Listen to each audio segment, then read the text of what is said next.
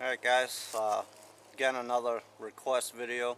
This next one's actually, I'm going to try to squeeze 2 requests into one video, being that they could probably be summed up with a short explanation, but I'll try to give you some reference with the whiteboard here. One of them was if I could do a night land nav video. I'm not sure if you wanted to see me out actually at nighttime walking around doing some land nav. I don't have the gear or the money to get the gear to support something like that. All I have is a simple camcorder, so can't do that. Again, that can be summed up with a very simple explanation though. The other one was, the scenario that was given was in my older land nav videos that I did here. I used the map. It was of the Mount Greylock area in Massachusetts, so the viewer was referring to that. And the scenario was if I shot an azimuth from Mount Greylock to, say, the next mountain, and started walking on my azimuth down into the valley and ran into some unforeseen obstacle, how would I get around that? Being if it was, just a thick set of bushes, which I'll show you here in a second, and or like a lake or river or something where you had to walk 2 miles out of your way. My quick answer to that would be, as I've preached in all my land nav videos, you should be prepared. Land nav starts way ahead of time, but I've also shown you a video on how to do it if you don't have a map and if you have one and get lost. But it all comes down to planning, doing your map recon before you ever set out. So if you had a map with you, if you have to walk 2 miles or so out of your way to get around this obstacle, chances are that obstacle's probably on the map and you just didn't see it. If you didn't have a map, there's other ways to go about it, but there's a lot of different variables that go into it too. I guess I quite don't have all the information that I would need to answer that question, but I'll do my best to try it out anyways. If it's a survival scenario, and you're lost, or you're trying to get out, hey, if you come across a lake or a river or something, and it's all over YouTube, all them survival shows, almost every other episode they show the same thing. Follow that river or that lake to the bottom, and chances are you're going to run into something, so you're not lost anymore, i.e. a town, city, village, something like that. So for the night land nav, a simple explanation on that is,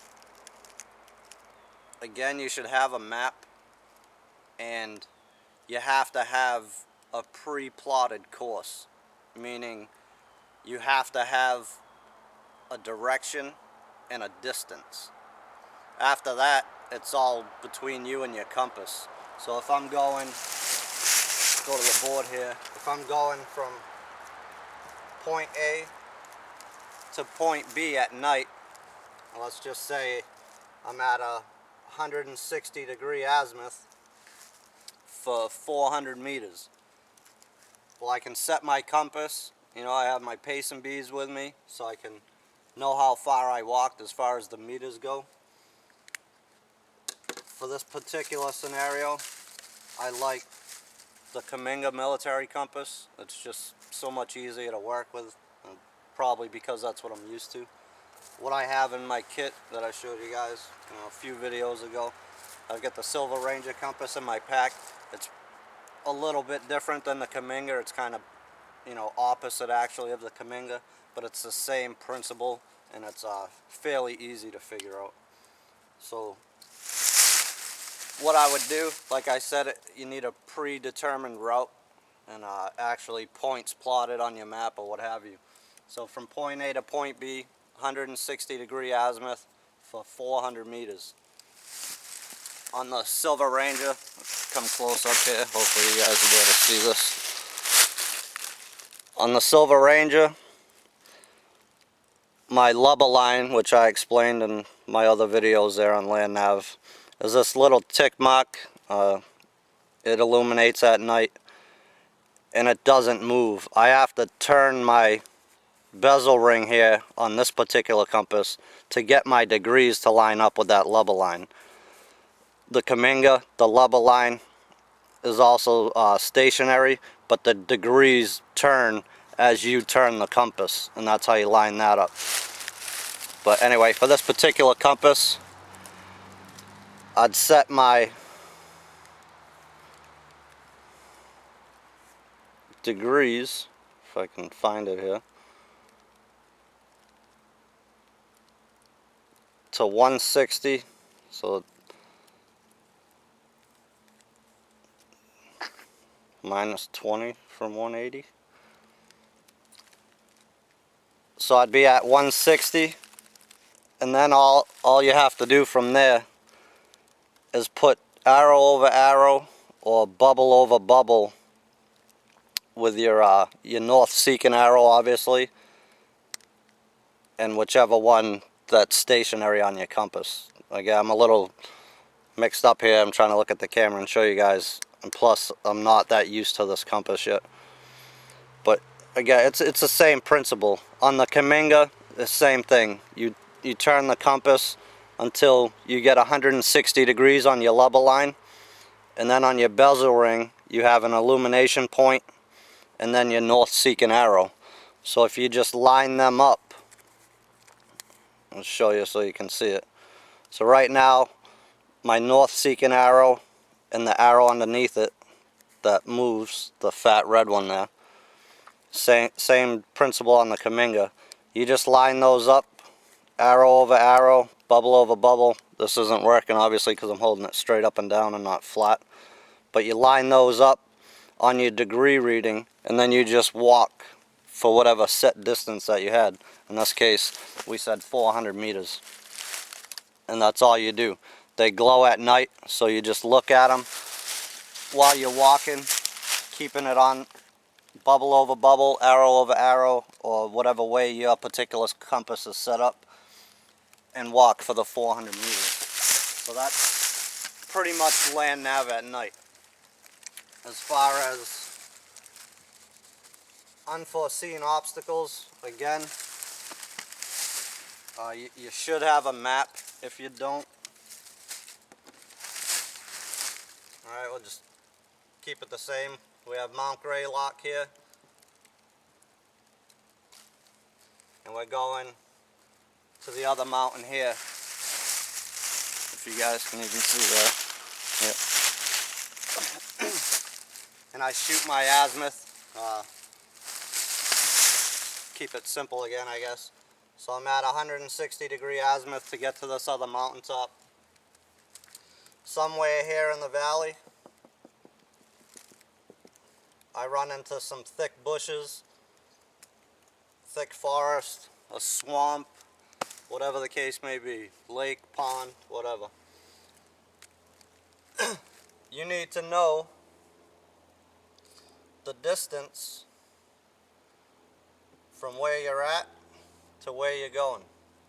Again, that's critical. So in order for you to know that, you need to have a map. But anyways, you're going to walk on that 160 degree azimuth, keeping your pace count. So let's just say it was 400 meters overall again, and we walked 100 of it. And now we're stuck at whatever obstacle that may be. Easy way to do that is a box method. It's just a technique. There's different ones again, but a simple one that we use, it's a lot simpler as far as the math goes behind it. So you walked on your 160 degree azimuth. You can either go left or right from there. 90 degrees. Now you're going to have to keep track because you have two different pace counts going on here. So we walked 100 meters, we'll say. So we pulled a bead down on our ranger beads, and then we turned 90 degrees and walked until we got to this edge of the obstacle. So we'll say we walked another 100 meters. just to keep it simple. From there, we'll know we walked 100 meters on that 90-degree angle. Now we're going to continue on 160-degree azimuth, or 90 back from what we just did the other way. Walk until we get past the obstacle, and we'll say we walked 200 meters to get past that obstacle. So we've walked 100 from our start point to the obstacle. We walked 100 on that 90-degree angle. Now we just walked 200 in the direction that we want to go. So we've walked 300 meters. We should have pulled 3 beads down on our pace beads or ranger beads, whatever you want to call them. Now we need to turn 90 degrees again, opposite the way we did last time, and walk back that same 100 meters. So we'll walk back 100 meters. Should put us fairly close, if not right on, to that same azimuth that we were on. And now we know all we have is 100 meters left to go on a 160-degree azimuth. So that's one technique on how to get around obstacles. It's called the box method. Probably one of the easiest to do.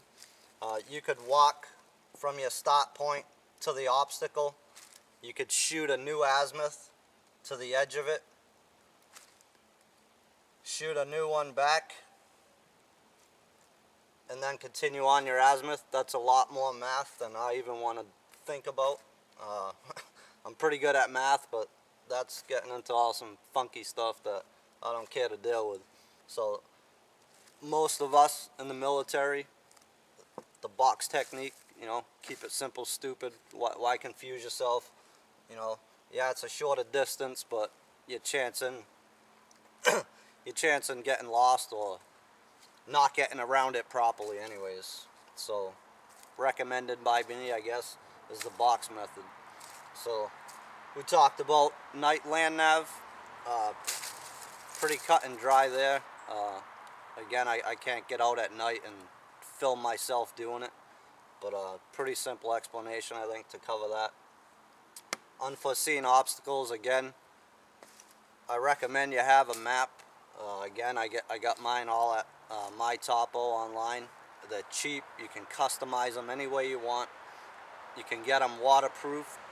The map paper itself is waterproof, or you can have them laminated and sent that way. So, I mean, that's a key piece of gear to have when you're doing land nav is your map, obviously. But hopefully I covered it for you. The guys that asked me to do these, I know, like I said, there was a lot of different variables that go into this, you know, situation dependent and stuff like that, but hopefully I got it for you guys and you understand it now. If not, throw another comment. If I missed something, didn't explain something, you know, good enough for you to understand it, I'd be more than happy to try to clear it up. And again, I try to be available for you guys to answer any questions after I post the videos. So that's another one by request. Thank you guys for watching. We'll catch you on the next one.